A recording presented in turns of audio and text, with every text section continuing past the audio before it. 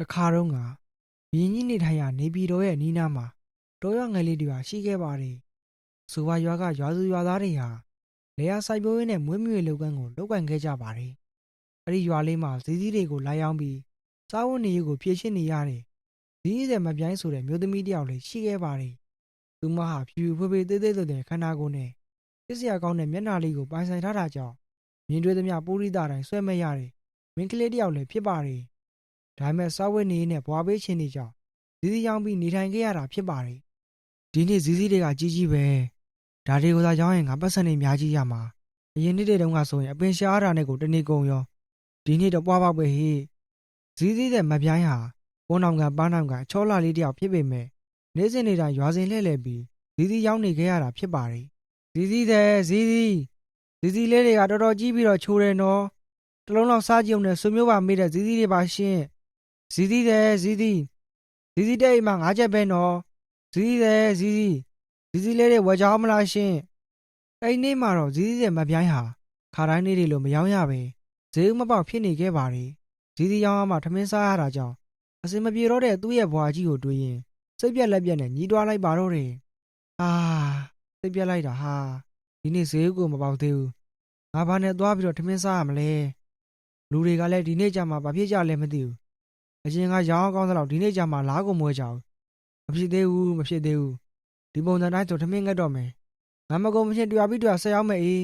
။ဒီလိုနဲ့မပြိုင်းကြောင်ဇီးချင်းလေးကိုကိုင်းကလူထက်ရဈေးထဲမှာရောင်းချခဲ့ပါတယ်။ဒါပေမဲ့သူ့ရဲ့ဇီးကိုဘယ်သူမှမဝယ်တာကြောင့်သူကပဲတင်းထိုးရောင်းဖို့ကြံစီရပါတော့တယ်။အဖွားကျမရဲ့ဇီးလေးတွေကချိုးတယ်နော်။အဖွားစားကြည့်ပါလား။သူမျိုးပါမေးသွားစေရမယ်။တိတ်မှငါးချက်ပါပဲရှင်း။အဖွားလိုချင်တယ်ဆိုနှစ်ချက်နဲ့ယူသွားလီ။တော်ပါပြီသမီးလေးရေ။အဖွားကဈေးလာဝယ်တာပါကွယ်။အခုဟင်းချက်ဆရာတွေဝယ်လိုက်လို့ကုန်သွားပြီ။အဲဒီနောက်မှာတော့ဇီးတဲ့မပြိုင်းဟာရွာရိုးကိုပေါက်လှဲ့လှဲ့ရောင်းချရင်ဘီရင်ကြီးရဲ့နန်းတော်ရှိကိုရောင်လဲလဲနဲ့ရောက်သွားခဲ့ပါတယ်။အဲဒီချိန်ထိသူမရဲ့ဇီးချင်းလေးဟာပုံမပြတ်ခဲ့ပဲဈေးဥမပေါက်ဖြစ်နေခဲ့ပါတယ်။ဒါပေမဲ့သူမကတော့လက်မလျှော့ခဲ့ပဲနန်းတော်ရှိမှာဈေးရောက်မှုကြံစီပါတော့တယ်။ဇီးလက်ဆက်ချုံမင်းနဲ့ဇီးလေးတွေရမယ်နော်။တခါစားအောင်နဲ့ဆွမျိုးပါမေးတယ်။ပြီးတော့မချိုရင်လည်းပြန်လဲပေးတယ်ရှင့်။တိတ်မှငါးချက်ပါမချိုရင်လည်းပြန်လဲပေးအောင်ပါရှင့်။ဇီးချိုချိုလေးတွေရမယ်နော်။ကျမဇီးလေးတွေကရေရွှမ်းပြီးရတာရှိတယ်။သူမဟာနန်းတော်ရဲ့ရှေ့မှာပဲချိန်ကြာမြင့်စွာအော်ဟစ်ရောင်းချနေခဲ့ပါတယ်။သူမရဲ့တာယာကြည်လေးနဲ့အတန်လေးဟာနန်းတော်တစ်ခုလုံးကိုဖုံးလွှမ်းသွားခဲ့ပေမဲ့တောင်ဝန်ကိုစီဖြစ်နေခဲ့တာကြောင့်ဘယ်သူကမှထွက်မွယ်ခဲ့ကြပါဘူး။ဒါပေမဲ့အနားယူနေတဲ့ဘီရင်ကြီးကတော့ဇီးတဲ့မပြိုင်းရဲ့တာယာကျင်လူဝဲအတန်လေးကိုတတိထားမိခဲ့ပါတယ်။ဘယ်သူလဲဟ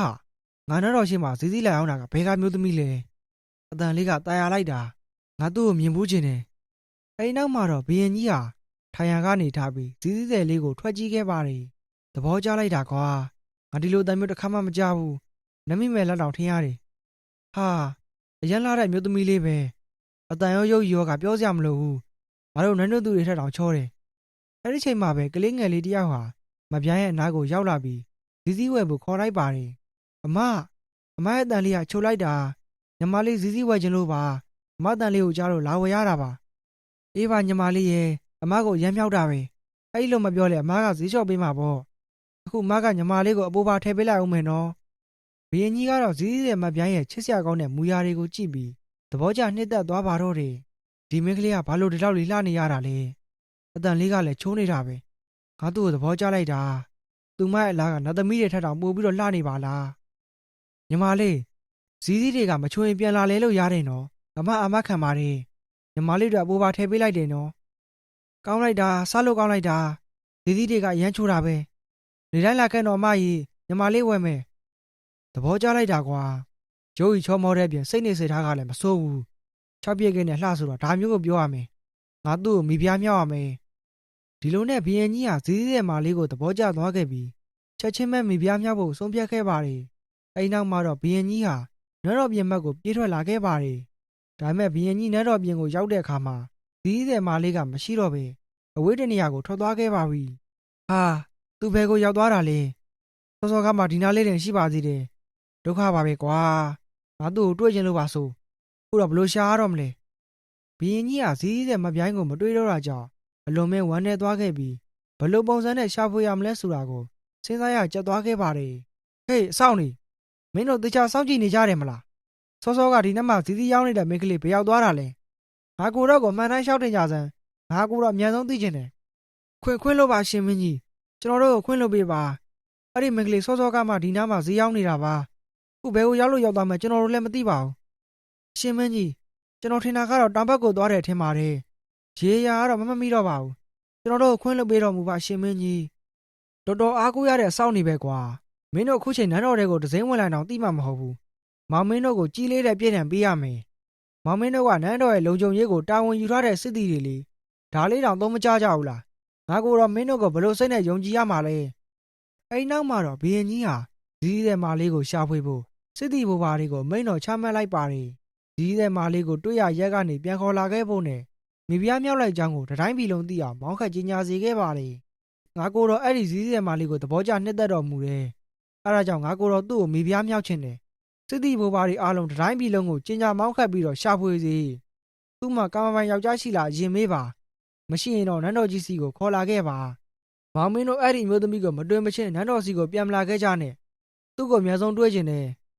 မှန်လားပါရှင်မင်းကြီးအမိန်တော်မြတ်တိုင်းမှာဒီလိုနဲ့ဘုရင်ကြီးရဲ့အမိန်တိုင်းစစ်သည်တော်တွေဟာတတိုင်းပြည်လုံးကိုတွားရောက်ပြီးအမိန်တော်ကိုဖတ်ကြားခဲ့ပါတယ်နောက်ဆုံးမှာတော့သူတို့ဟာဇီးတဲ့မပြိုင်းရဲ့မွေးရမြေရွာလေးစီကိုရောက်လာပါတော့တယ်တိုင်းသူပြည်သားအားလုံးနားထောင်ကြပါရေမြင့်သခင်ရှင်ဘုရင်မြင့်မြတ်ကြီးကအမိန်တော်ရှိလိုက်သည်မှာလွန်ခဲ့တဲ့ရက်နှဲငယ်တုန်းကနန်းတော်ရှိမှဇီးလာရောက်တဲ့မြို့သမီးလေးရောက်ရရက်ကနေချက်ချင်းသတင်းပို့ပါဘုရင်ကြီးကအခုပဲမိဖုရားမြောက်လိုက်တယ်ခုချက်ချင်းနန်းတော်ကိုကြွမြန်းတော်မူပါဒါပေမဲ့လိန်ညာသတင်းပို့ခိုင်းတော့တေတံပေးခံရပါလိမ့်မယ်ဇီးရဲဆိုမှတော့ဘယ်သူရှိမှလဲဟိုကောင်မှမိဖုရားမဲနေမှာပေါ့ဟိုတနေ့ကမှသူ့မျိုးတဲကိုသွားပြီးဇီးရောက်တာလေလူဘွားဆိုတာကဒီလိုပဲနော်အမြဲတမ်းဆင်းရဲနေတယ်ဆိုတာမရှိဘူးသူကကောင်းလိုက်တာသူဇီးရောက်တာကမိဖုရားဖြစ်တယ်ငါတို့9ယောက်နာကအကျွေးရှင်တွေလာတောင်းတာခံရတယ်ငါတောင်းမှဇီးရောက်ချင်လာပြီကွာအိုးရဲမက်တွေကျွန်တော်ကဒီရွာကရွာသကြီးပါအရှင်မင်းကြီးပြောတဲ့သူကိုကျွန်တော်သိပါတယ်သူကကျွန်တော်တို့ရွာကဇီးဆယ်မပြိုင်းပါသူအရင်ရက်ကမှမြို့ပေါ်မှာတက်ပြီးဇီးရောက်ပါတယ်ကျွန်တော်တို့ရွာမှာသူကအချောဆုံးလာဆုံးကိုးနောင်ကိုင်ပါဒါပေမဲ့သူကအခုဒီထဲမှာမရှိပါဘူးသူကတနေ့ကုန်ဇီးခူးပြီးတော့ရောင်းနေရတာပါသူရှိတဲ့နေရာကိုကျွန်မသိတယ်ရဲမက်ကြီးတို့သူ့ကိုရွာထဲကဇီးပင်ကြီးမှာတွားချလိုက်ပါသူတေချာပေါက်ရှိရဆိုတာကိုအာမခံပါတယ်ဒီလိုနဲ့စစ်သည်တော်တွေဟာဇီးဆယ်မပြိုင်းစီကိုလိုက်လာခဲ့ပြီးဘုရင်ကြီးရဲ့အမိန့်တော်ကိုဖတ်ကြားခဲ့ပါတယ်ဇီးဆယ်မာလီဘွားကနေမထင်မှတ်ထားပဲမိဖုရားဘွားကိုရောက်သွားခဲ့တဲ့အတွက်မပြိုင်းတယောက်ဝမ်းသာမဆုံးဖြစ်နေခဲ့ရပါပြီဘုရင်ကြီးရဲ့မိန့်တိုင်းဆိုငါဟိုတနေ့ကမှနန်းတော်နာမှာဇီးတွားရောက်ထားတာငါတော်တော်ကန်ကောင်းတာပဲတော်စည်းတာပေါ့အဲ့ဒီနေ့ကရွာမှာဇီးမရောက်ရလို့တကယ်လို့ရွာကလူတွေသာဝဲခဲ့ငါဒီလိုဘွားမျိုးကိုရမှာမဟုတ်ဘူးပျော်လိုက်တာဖះစကြမားတာပဲကိုကစားပြီးရွာကိုပေါ့ဇီးလက်အောင်စရာမလိုတော့ဘူးမိဖုရားဖြစ်သွားပြီဆိုတော့နန်းတော်ကြီးထဲမှာပဲပျော်ပျော်ရွှင်နေသွားလို့ရပြီနောက်ဆုံးမှာတော့ဇီးဆယ်မပြိုင်းဟာနန်းတော်ကြီးစီကိုရောက်သွားခဲ့ပြီးဘုရင်မင်းကြီးရဲ့ရှေ့တော်မှောက်မှာခါစားခဲ့ပါတယ်ဘုရင်ကြီးကတော့မပြိုင်းကိုမိဖုရားမြောက်ဖို့အားကိုးစရာလင်းယောက်ျားရှိမရှိတေချာအောင်မေးမြန်းခဲ့ပါတယ်မင်းကလေးမင်းကငါယင်နေကြရသတိထားမိတာပါငါကိုတော့မင်းကိုသဘောကျတယ်ဖြစ်နိုင်မင်းကိုမိဖုရားမြောက်ချင်တယ်မင်းမှာကံပိုင်ယောက်ျားရှိပါသလားမရှိပါဘူးရှင်မင်းကြီးကျွန်တော်မျိုးမှာကံပိုင်ယောက်ျားမရှိပါဘူးကျမငယ်လေးတွေကမိဘတွေကဆုံးသွားတာပါကျမကိုဖွားကစောင့်ရှောက်ခဲ့တာအခုဖွားလည်းမရှိတော့ပါဘူးအဲဒါကြောင့်ရွာထဲမှာဇီးလက်ရောက်ပြီးနေထိုင်ခဲ့ရပါတယ်ဇီးမပြိုင်းစီကနေကံပိုင်ယောက်ျားမရှိတဲ့ပြုတ်လေးဆိုတာကိုတီးသွားတဲ့အခါဘုရင်ကြီးကဝမ်းသာအားရဖြစ်သွားပြီးချက်ချင်းပဲမိဖုရားမြောက်လိုက်ပါတော့တယ်ဒီလိုနဲ့ရွာရဲ့ရက်ထဲကတာမန်ကြေတော်သူလေဇီးမပြိုင်းဟာတိုင်းကောလို့ချုံမောရောက်ပြီးနေချင်းညချင်းပဲမိဖုရားဖြစ်လာခဲ့ပါတယ်ဟေးကိုရန်တော်ဒီငါ့ကိုတေချာကြည့်ကြစမ်းပါငါဒီဝေစားနဲ့လိုက်ရလားငါဘလို့နေလဲကြည်ကောင်းရဲ့လားဟုတ်ကဲ့ပါရှင်မလိုက်ဖက်ပါတယ်အရှင်မကငကူကလေးကလှပြီးသားဆိုတော့ဘာဝဲဝဲလှပါတယ်အရှင်မကသာဘုရင်ကြီးကမြင်သွားရင်ဘုရင်ကြီးသဘောကျမှသေချာတယ်အရှင်မဘာစိတ်တွေမှန်းစားလို့ဒီလောက်လေးလှနေရတာလေကျွန်တော်မြုံမလည်းအရှင်မလိုလှချင်လိုက်တာဟာဟာနင်းတော့ငါ့ကိုဖြောင်းနေပြန်ပါပြီဟဲတရက်မှာတော့ဘုရင်ကြီးရဲ့လက်ခံစော်ဝါးတွေဟာကွန်ပန်နာတွေနဲ့တူသူတို့နယ်ကထွက်တဲ့သီးနှံတွေကိုလာရောက်ဆက်သားခဲ့ပါတယ်တကယ်တော့ဘုရင်ကြီးကဘုံတကူကြီးမှပြီးလက်ခံပြည်နယ်တွေများတာကြောင့်ရရှိတဲ့ကွန်ပန်နာတွေကလည်းများပြားလာပါတယ်အဆိုပါကွန်ပန်နာတွေထဲမှာတော့မဏိပူရပြည်နယ်ကဆက်သားလိုက်တဲ့ ဇီးသီးတွေလည်းပါဝင်ဖြစ်ပါတယ်အဲ့ဒီဇီးသီးတွေကြောင့်ဘုရင်ကြီးဟာအချိန်ကဇီးသည်မပြိုင်းကိုသတိရသွားပါတော့တယ်ဒီဇီးသီးတွေကရေရွှမ်းပြီးလက်ဆက်တဲ့ဇီးသီးတွေပဲဒါကအသင်တို့ပြည်နယ်ကဆက်သားတာလားငါကိုတော့သဘောကျနှိမ့်သက်တော်မူတယ်ဒီဇီးသီးတွေကတစ်ချိန်ကငါရဲ့အမှတ်တရတွေကိုပြန်ပြီးတော့မြင်အောင်စေတယ်ရှင်မင်းကြီးဒီဇီးသီးတွေကိုပြောတာလားရှင်မင်းကြီးအဲ့ဒီဇီးသီးတွေကကျွန်တော်တို့မဏိပူရပြည်နယ်ကထွက်တာပါတခြားသောသီးနှံတွေနဲ့တူရွှေငွေကျနာတွေကိုလည်းဆက်သားထားပါတယ်ကျွန်တော်တို့ပြည်နယ်ကရှင်မင်းကြီးရဲ့ဘုံတကူကြောင့်တာယာဝါပြောနေပါတယ်ရှင်မင်းကြီးတကယ်တော့ဘုရင်ကြီးဟာရွှေငွေကြောက်တံဗရမ ्यां တွေထက်ချင်းတောင်တွေကဇီးသီးတွေကိုပဲပြေးမြင်မိနေခဲ့တာပါအကြောင်းကတော့သူ့ရဲ့သဲနှလုံးကိုဇီးသည်မာလေးကချုပ်ကင်သွားနိုင်ခဲ့တာကိုသတိရသွားခဲ့လို့ဖြစ်ပါတယ်အေးကောင်းတယ်ကွာအခုလိုမင်းတို့ပြည်နယ်တိုးတက်နေတာကိုဝမ်းသာပါတယ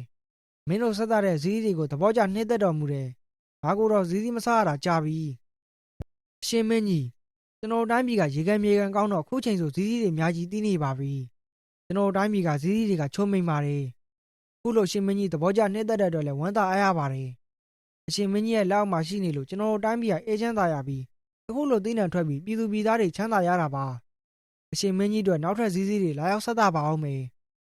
ကောင်းတယ်မောင်မင်းတို့ပြည်နယ်ကဆက်တာတွေကိုကျင်းတဲ့နှစ်သက်တော်မူတယ်တကယ်တော့ဇီးတွေကငါကိုရဲ့မိဖုရားကြီးကိုသတိရစေလို့ပါကွယ်အချိန်ကမိဖုရားကြီးကဇီးတွေအဖြစ်နဲ့တန်မိုးဝဲကြောင်းခဲ့ရတယ်ဇီးလက်ဆက်ချုံမင်းနဲ့ဇီးလေးတွေရမယ်နော်ဇီးလက်ဆက်ချုံမင်းနဲ့ဇီးလေးတွေရမယ်နော်တလုံးစားကြည့်အောင်နဲ့ဆွေမျိုးပါမိမယ်ဘုရင်ကြီးဟာတစ်ချိန်ကအကြောင်းအရာတွေကိုတွေးရင်မိဖုရားကြီးရောက်တဲ့ဇီးကိုမစားခဲ့ရတာကြောင့်ဝမ်းနဲ့သွားခဲ့ရပါတယ်ဒါပေမဲ့ငါကိုတော့အဲ့ဒီဇီးကိုမစားခဲ့ရဘူးငါကိုတော့ဆင်းလာတော့သူကတခြားနေရာကိုထွက်သွားတယ်လေအဲ့ဒီဇီးတွေကိုမစားခဲ့ရတာတော်တော်လေးကိုဝမ်းနည်းစရာကောင်းတာပဲဒီလိုနဲ့တရက်မှာတော့ဘုရင်ကြီးဟာမိဖုရားကြီးနဲ့တူစားတော်ပွဲသုံးဆောင်ရင်ပွဲတော်အုပ်ထဲကဇီးတွေအကြောင်းကိုစကားဆက်မိသွားခဲ့ပါတယ်မိဖုရားကြီးဒီပွဲတော်အုပ်ထဲကဇီးတွေကိုမြင်တော့တစ်ချိန်ကမှတ်တရတွေကိုသတိရမိတယ်အဲ့ဒီတုန်းကမင်းရဲ့ဇီးတွေကိုငါကိုတော့မမီးဆန်းခဲ့ရဘူးအခုဒီဇီးတွေကဘလောက်ထိချိုလဲဆိုတော့ငါ့ကိုပြစမ်းပါဒါပေမဲ့မိဖုရားကြီးကတော့တိတ်မဲသလိုရွှေပြောက်သလိုနဲ့ဝိလက်ကြောင်ပဲဖြေနေပါတော့တယ်အရှင်မင်းကြီးကျမအဲ့ဒီအသီးတွေကိုမသိပါဘူးဘလို့မိဖုရားကြီးမင်းအရင်ကဇီးရောက်တာလေဘလို့ဖျက်တာလဲမင်းအတိတ်နေမြမင်းနေတာလားမိဖုရားကြီးမင်းဇီးရောက်တော့ငါမစားလိုက်ရဘူးဒီနေ့စော်ဘွားတွေလာပြီးဆက်တာလို့တော်သေးတာပေါ့ဒီဇီးတွေကဘလောက်ထိချိုးလဲဘလောက်ထိစားလို့ကောင်းလဲဆိုတော့မင်းသိဆုံးပါငါ့ကိုပြပါဦးဘုရင်ကြီးကမိဖုရားကြီးကိုတန်ကြားစိတ်ဝင်သွားခဲ့ပြီးမရမကမင်းမြန်းမာတော့တယ်ဒါပေမဲ့မိဖုရားကြီးကတော့ဘုရင်ကြီးချိန်မောင်းများစွာမင်းနေတာတောင်မှဘူးခအောင်ညှင်းဆန်နေခဲ့တာပါအရှင်မင်းကြီးကျမတကယ်မသိလို့ပါဒီသီးတွေကဇီးတွေလားကျမခုမှမြင်ဘူးတော့တယ်ဘာရတာရှိမှလဲကျမမသိပါဘူးကျမတခါမှလည်းမစားဘူးပါဘူးကျမမစားဘူးမှတော့ဒါတွေကဘလို့ရတာရှိလဲဆိုအောင်ကျမဘလို့လို့သိမှလဲအရှင်မင်းကြီးကျမကိုခဏခဏမမေးပါနဲ့ကျမတကယ်မသိတာပါဒီလိုနဲ့ဘွားမေ့သွားတဲ့မိဖုရားကြီးရဲ့စိတ်ရှင်တွေကိုဘုရင်ကြီးကသတိထားမိသွားခဲ့ပါတယ်ဘုရင်ကြီးကမိဖုရားကြီးရဲ့ကြောင်းဆောင်လင်ကိုသိရဖို့စဉ်းစားတွေးတော့ရင်ကြံထုတ်ပါတော့တယ်မိဖုရားကြီးကရင်းကဇီးရောင်းခဲ့တာပါဒီသီးတွေကိုမမြင်ဘူးမစားဘူးဆိုတာဘလို့လို့ဖြစ်နိုင်မှာလဲသူကသိတော့မသိဘူးတဲ့လေသူကသူမေ့သွားပြီထင်တယ်ကိုထင်ကြည့်ပြီးဘဝင်ဟတ်သွားတာတော့မကောင်းပါဘူးလေလူဆိုတာတမအာဇီဝကြတဲ့အလုပ်ဘယ်လို့ကိုမဆိုလုပ်တာကောင်းတာပဲဘွားမေးတာရှက်တာယွန်းတာတွေကမကောင်းပါဘူးလေငါသူ့เจ้าကိုတေချာသိအောင်လုပ်မှဖြစ်တော့မယ်ဘုရင်ကြီးအဲ့ဒီလိုတွေးတောနေတဲ့အချိန်မှာပဲမိဖုရားကြီးဟာခုလိုပြန်ပြောလိုက်ပါတယ်အပြိုတော်တွေခုချက်ချင်းဒီစပွဲပေါ်ကဇီးတွေကိုပြန်ယူသွားကြစမ်းဒါတွေကဘာသီးတွေမှလည်းမသိပဲနင်တို့ကယူလာတာပေါ့လေနင်တို့တေချာလုံးမပေါ့ဟဲ့ဒါတွေကဘာသီးတွေမှမသိပဲစားလိုက်ရင်မစိတ်တွေသိနေရင်ဘယ်လိုလုပ်မလဲခုချက်ချင်းယူသွားလိုက်တော့အရှင်မဒီသီးတွေကိုအရှင်မင်းကြီးကတေချာယူခိုင်းထားလို့ပါကျွန်တော်မျိုးမကိုခွင့်လုပ်ပေးပါဟုတ်တယ်မိဖုရားကြီးဒီဇီးတွေကိုငါကိုတော့တေချာယူခိုင်းထားတာဒါတွေကငါတို့နှစ်ယောက်ကြားမှာအမှတ်တရတွေလေမင်းကဘာကိစ္စနဲ့မေးသွားရတာလဲမိဖုရားကြီးတခြားအမိတာကိုငါလက်ခံပါတယ်ဒီဟာတွေကိုမေ့တယ်ဆိုတာကိုငါဘလို့မှလက်မခံနိုင်ဘူးကဲဒါဆိုလဲမင်းတလုံးလေးတော့စားကြည့်လိုက်လေဟဲ့ပြောတော်တွေမိဖုရားကြီးကိုဇီးတွေဆက်သလိုက်သမ်းပါဟုတ်ကဲ့ပါရှင်မင်းကြီးကျွန်တော်မျိုးမှခုပဲဆက်သလိုက်ပါမယ်ဒီလိုနဲ့ဘုရင်မင်းကြီးရဲ့အမိန့်တော်ကြောင့်အပြိုတော်တွေဟာကြောက်ကြောက်လန့်လန့်နဲ့မိဖုရားကြီးကိုဆက်သလိုက်ပါတယ်မိဖုရားကြီးကတော့ပြိုတော်ကိုဒေါသထွက်ခဲ့ပေမဲ့ဘုရင်ကြီးရဲ့အမိန့်ကြောင့်နှုတ်ဆက်နေခဲ့ရပါတယ်ဒါပေမဲ့သူမကတော့ဇီးလေးတစ်လုံးကိုတော့မှကောက်မကြည့်ခဲ့ပဲအဆုံးတွေညှင်းဆန်နေခဲ့ပါတယ်အရှင်မင်းကြီး ကျမမစားချင်ပါဘူးဘာသီးတွေလည်းမသိတာစိတ်တွေပါလာရင်ဘယ်လိုလုပ်မလဲစားကြည့်စမ်းပါမိဖုရားကြီးရဲ့တစ်လုံးတော့စားကြည့်ပါငါများကြီးမတောင်းဆိုပါဘူးတစ်လုံးနဲ့ပါဒါတွေကမင်းနဲ့ငါနဲ့ကြားကအမှတ်တရတွေလေတစ်လုံးလောက်စားလိုက်မင်းပြန်ပြီးသတိရလာမှာပါဘုရင်ကြီးကမိဖုရားကြီးစားဖို့ချိန်ပြောနေခဲ့ပေမဲ့မိဖုရားကြီးကတော့ဘွေမြင်ပြီးအတိတ်မိသွားတာကြောင့်ဘူးခအောင်ညှင်းဆန်နေခဲ့ပါတယ်တော်ပြီရှင်မင်းကြီးကျမမစားချင်ဘူးဘာသီးတွေမှလည်းမသိပဲစားလို့မဖြစ်ဘူးလေတကယ်လို့စိတ်တွေပါလိုက်ရင်ဘယ်လိုလုပ်မလဲတစ်လုံးလည်းမစားရဘူးနှလုံးလည်းမစားရဘူးမိဖုရားကြီးငါအများကြီးတောင်းဆိုနေတာမဟုတ်ပါဘူးတစ်လုံးနဲ့ပါပြီးတော့ဘာစိတ်မှမပါဘူးဟာတော်ပြီရှင်မင်းကြီးကျမမသိတဲ့အသီးတွေကိုမစားချင်ပါဘူးဓာတ်တွေကိုပြန်ထားလိုက်ပါကျမကတော့ဘာမှစားမှမဟုတ်ဘူးနော်မိဖုရားကြီးဘွေမြင်ပြီးလေဟက်သွားတာကိုဘုရင်ကြီးကဒေါသထွက်ခဲ့ရပါတယ်ဒါပေမဲ့ဒေါသတွေကိုထုံးမပြခဲ့ပဲမိဖုရားကြီးကိုပညာပေးဖို့ကိုသာကြံစီပါတော့တယ်မိဖုရားကြီးကဒီစည်းတွေကိုမေ့ချင်အောင်စောင်းနေတာပဲသူကခုလိုစင်တန်းကိုရောက်လာတော့ဘွင်နေမြင့်ပြီးတိတ်မိသွားတာဖြစ်ရမယ်ငါမင်းကိုနောက်တစ်ခုစမ်းသပ်ရမယ်မိဖုရားကြီးစစ်သည်တွေဒီဘောကစည်းတွေကိုလာယူကြစမ်းမိဖုရားကြီးကမစားချင်မှတော့မင်းတို့စာစားလိုက်ကြပါတော့ဒီလိုနဲ့ဘုရင်ကြီးကရေပေါင်းများစွာစဉ်းစားတွေးတောခဲ့ပြီးနောက်ဆုံးမှတော့ကြံကောင်းတစ်ခုရသွားခဲ့ပါတယ်မိဖုရားကြီးမင်းကချမ်းသာတဲ့ဘဝမှာနေရတော့တစ်ချိန်ကစည်းတဲ့ဘဝကိုမေ့သွားပြီပေါ့လေဘလို့ပဲနေမင်းရဲ့ဘဝကိုတော့မမေ့သင့်ပါဘူးဒီပုံစံတိုင်းဆိုမဖြစ်သေးဘူးခုတော့ကြံရပြီမင်းရဲ့ဘဝကိုမှတ်မိအောင်မင်းတို့ရွာကိုသွားရမယ်ဒါမှအရင်ဘဝကိုပြန်ပြီးသတိရလာမှာထောင်လွှားမှပြီးဘွင်မြင့်နေတဲ့မင်းရဲ့စိတ်ဓာတ်ကိုဖျောက်ဖျက်ပြရမယ်အဲဒီနောက်မှာတော့ဘုရင်ကြီးဟာရွာကိုသွားဖို့စီစဉ်တစ်ခုဆွဲလိုက်ပြီးမိဖုရားကြီးနဲ့တိုင်ပင်ခဲ့ပါတယ်မိဖုရားကြီးမင်းရဲ့ရွာကိုသတိမရဘူးလားမင်းတော်မှဒီကိုရောက်တာ3 နှစ် 3 မှုရှိပြီနော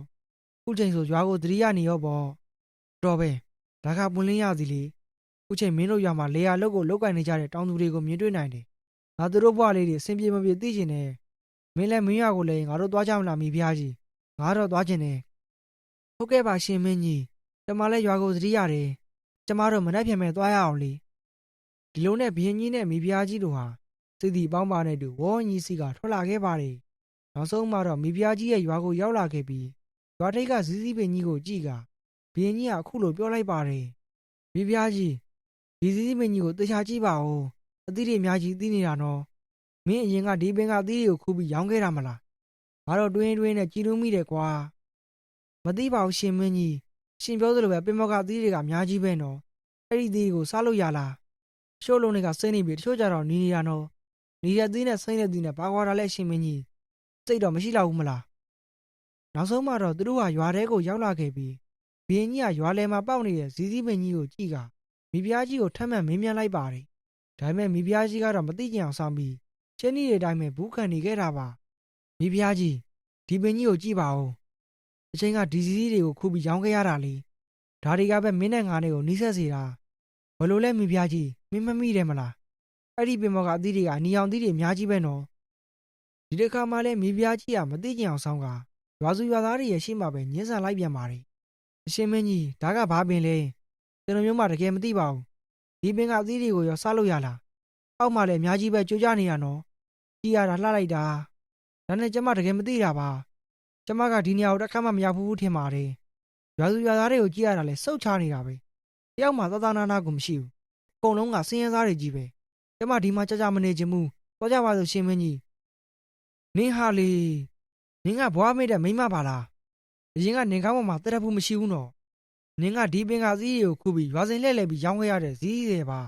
ါအဲ့ဒီချိန်တုန်းကနင်းမှာဒီလိုဝေကောင်းစားလာတွေမရှိဘူးနင်းမှာကအဝတ်စုပ်လေးတစ်ထည်ပဲပိုင်ဆိုင်ခဲ့တာလေအခုဒီလိုဘွားကိုရောက်တော့ဘွေမြင်သွားပြီပေါ့မင်းရွာသားတွေရှင်းမှာဒိုင်းမပြောတာကိုမရှက်ဘူးလားမဟုတ်ပါဘူးရှင်မင်းကြီးမဟုတ်ရပါဘူးကျမကဘာကိုရှက်ရမှာလဲရှင်မင်းကြီးကဘာတွေပြောနေတာလဲဟဲ့မင်းမယုတ်နင်းကအခုချိန်ဒီကိုမှန်းနိုင်ဝန်ခံသေးဘူးပေါ့လေမင်းပစဟားလိုက်တာမင်းရဲ့မိသားစုရှင်းမှာကိုယ့်ကိုမရှက်တတ်တော့ဘူးလားတကယ်ပါရှင်မင်းကြီးကျမကိုယုံမှာကျမတကယ်မသိတာပါတစ်ချိန်ကဇီးသီးရောင်းခဲ့ရတယ်ဇီးတဲ့မပြိုင်ဘွားကိုမေးသွားခဲ့တာကြောင့်ဘဝင်မြင့်တဲ့မိဖုရားကြီးကိုဘုရင်ကြီးကအပြင်ပေးဖို့စတင်มาတော့တယ်အဲ့ဒါကတော့မိဖုရားကြီးကိုအတိတ်ကဇီးတဲ့ဘွားကိုပြန်ဖို့ပေးဖို့ပဲဖြစ်ပါတယ်ဟွန်းနင်းဟာလေမိဖုရားကြီးနင်းဟာကျဲသူကနဲ့မင်းမယုတ်ပဲနင်းတစ်သက်လုံးဒီရွာမှာပဲနေပြီးကြီးမြင့်လာရတာမလားအခုတော့နင်းရဲ့ပြောပုံဆိုပုံတွေကဒီရွာကိုကျဲသူဆက်လိုက်တာပဲမင်းကငါ့ကိုဒေါသထွက်အောင်လုပ်မိပြီ မင်းရဲ့ရွာစုရွာသားတွေရှေ့မှာတောင်မှမင်းကဒီစကားကိုပြောထွက်ရတယ်ပေါ့လေမင်းဘာလို့မင်းရဲ့ဘွားကိုဒီလောက်ထိမြဲမြဲမေးသွားရတာလဲမိဖုရားကြီးမင်းကဘွားမေးတတ်တာပဲမင်းကိုပြစ်ပေးရမယ်အရှင်မင်းကြီးကျမတကယ်ပြောတာပါကျမကိုခွင့်လွှတ်ပေးပါ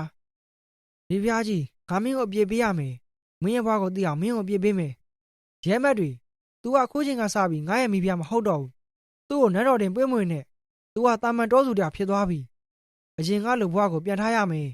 ဒီလိုမျိုးဘွားမိတ်တိုက်ပြီးကျေးဇူးရှင်ဘာသူရွာသားတွေကိုစော်ကားတဲ့မင်းမျိုးကိုဒီလိုမျိုးပဲအပြစ်ပေးရမယ်မိဖုရားကြီးကိုဘယ်တော့မှပေးမွင်မိစေနဲ့သူ့ကိုပေးဝင်တဲ့ရဲမက်တွေကိုတေးတန်း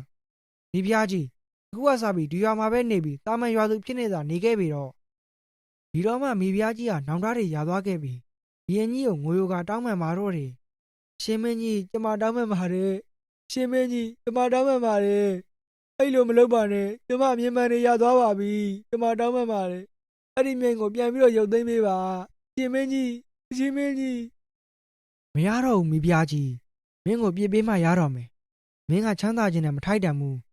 မင်းကချမ်းသာရင်ဘွားမေပြီးဆင်းရဲတဲ့တောသူတောင်သားတွေကိုနှိပ်စက်ခြင်းတယ်စစ်တီတွေသူ့ကိုနန်းတော်တင်ပွင့်မွင်နဲ့တော့ပေးဝင်တဲ့စစ်တီရာရှိတွေအားလုံးတေတံချမှတ်မယ်ခုချိန်ကစပြီးမိဖုရားဆောင်တွေကိုပြန်လဲရုပ်သိမ်းသည်မှန်လားပါရှင်မင်းကြီးအမိန်တော်မြတ်တိုင်းမှာမိဖုရားကြီးကနောင်တမားတွေကိုသိမြင်သွားခဲ့ပြီးဘီရင်ကြီးကိုခွင့်လွှတ်ပေးဖို့ငွေကတောင်းပန်နေခဲ့ပေမယ့်ဘီရင်ကြီးကတော့ဆုံးဖြတ်ချက်ကိုမပြင်ခဲ့ပဲနေပြည်တော်ကိုပြန်သွားပါတော့တယ်ဒီလိုနဲ့ဘွားမေးတဲ့မိဖုရားကြီးဟာသူ့ရဲ့ဒုလဲမာနတွေနဲ့ဘဝင်မြင့်မှုတွေကြောင့်သာမန်ကျေးလက်တော်ရသူဇီးတဲ့မပြိုင်ဘွားကိုပြန်ရောက်သွားပါတော့တယ်ရှင်မင်းကြီးကျမကိုသနာပါဦးကျမမြင်မှန်နေရပါပြီရှင်မင်းကြီးကျမကိုတယောက်တည်းမထားခဲ့ပါနဲ့မိဖုရားကြီးကရင်ခွဲမတက်အော်ဟစ်ငိုကြွနေခဲ့ပေမယ့်ဘီရင်ကြီးကတော့နောက်ကိုတစ်ချက်မှလှည့်မကြည့်ခဲ့ပဲသူ့ရဲ့နန်းတော်စီကိုပြန်သွားခဲ့ပါရီရှင်မင်းကြီးရှင်ပြောတော့ကျမတို့ဘယ်တော့မှမခွဲတော့ဘူးဆိုကျမကိုဘာဖြစ်လို့ထားခဲ့ရတာလဲရှင်မင်းကြီးကျွန်တော်မြမကိုသနာတော်မူပါဦးရှင်မင်းကြီးငါစိတ်မကောင်းလိုက်တာဟာမိဖုရားရဲ့ချစ်မဖြစ်ရလေနင်ချမ်းသာလာပြီးတော့မှဘာဖြစ်လို့ဒီအသီးတွေကိုမေ့ပြစ်လိုက်ရတာလဲနင်တော်မိုင်မဲတာပဲဟာခုတော့ချမ်းသာနေရတဲ့မိဖုရားကနေဇီးစေဘွားကိုပြန်ရောက်သွားပြီလူတွေကယာလူကုန်ချိန်မြင့်လန့်သူတို့ရဲ့အတိတ်ဘွားကိုမေ့သွားတတ်ကြတယ်အဲ့ဒီခါကျရင်သူတို့ကနေကြတဲ့လူတွေကိုဖိနှိပ်တတ်ကြတယ်ဘွားမေ့ပြီးမောင်နှထောင်ထားနေတာမကောင်းဘူးမြေးလေးရဲ့အခုတော့သမီးလေးပြုတ်ကြလာတဲ့အခါသမီးနားမှာဘယ်သူမှမရှိတော့ဘူးအတိတ်ဘွားကကုသိုလ်ကံကြောင့်ရုပ်ချောမောလှပပြီးကံကောင်းကမိဖုရားဖြစ်ခဲ့ရပေမဲ့ဘွားမေ့ခဲ့တဲ့အတွက်ဒုက္ခရောက်သွားခဲ့တဲ့ဇီးတဲ့မပြိုင်ပုံမြင်လေးကတော့ဒီမှာပဲပြီးဆုံးလို့သွားခဲ့ဖြစ်ပါတယ်ပုံမြင်လေးကိုကြားနေတတ်တဲ့ဆို like လေးပေးပြီး channel လေးကို subscribe လုပ်ခဲ့ကြဖို့တောင်းဆိုလိုက်ရပါတယ်